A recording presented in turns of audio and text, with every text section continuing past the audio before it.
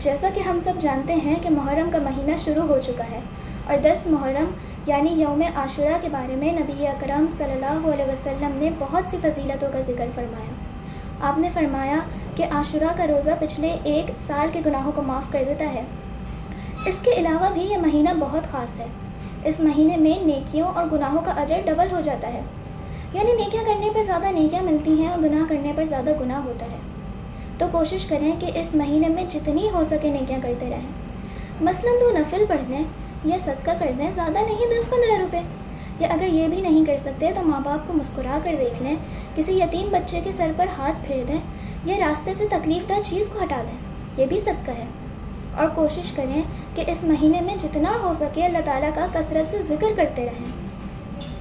اس دن حضرت آدم علیہ السلام کی توبہ قبول ہوئی، حضرت ادریس علیہ السلام کو درجات عالیہ نصیب ہوا، حضرت نوح علیہ السلام کی کشتی جودی پہاڑ پر اتری، حضرت ابراہیم علیہ السلام کو خلیل کا منصب عطا ہوا، حضرت یوسف علیہ السلام کو جیل سے رہائی ہوئی، حضرت یعقوب علیہ السلام کی بینائی لوٹائی گئی، حضرت یوسف علیہ السلام کو مچھلی کے پیٹ سے نجات ملی، حضرت یونس علیہ السلام کی قوم کی توبہ قبول ہوئی، حضرت موسیٰ علیہ السلام کی قوم کو فرعون سے نجات ملی، حضرت عیسیٰ علیہ السلام کو زندہ آسمان پر اٹھایا گیا، حضرت حسین رضی اللہ عنہ کو شہادت نصیب ہوئی، اور اگر اللہ نے چاہا تو قیامت بھی 10 محرم کو قائم ہوگی۔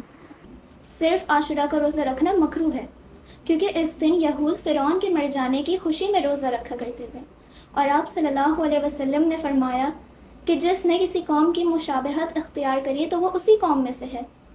صحیح مسلم کی روایت ہے کہ جب آپ صلی اللہ علیہ وسلم نے مسلمانوں کو عاشوراء کے دن کا روزہ رکھنے کا حکم دیا تو صحابہ کرام نے عرض کیا، یا رسول اللہ، یہود و نصارہ بھی اس دن کی بہت تعظیم کیا کرتے تھے۔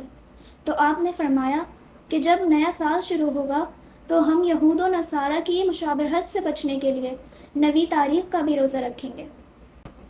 اس لیے 10 محرم کے ساتھ ساتھ 9 محرم کا بھی روزہ رکھیے گا، ایسا کرنا مستحب ہے۔ رمضان المبارک کے بعد محرم الحرام کا روزہ سب سے افضل ہے، تو ضرور 10 محرم کا روزہ رکھیے گا۔ آخر میں اپنا خیال رکھیے گا، دعاؤں میں یاد رکھیے گا۔ السلام علیکم۔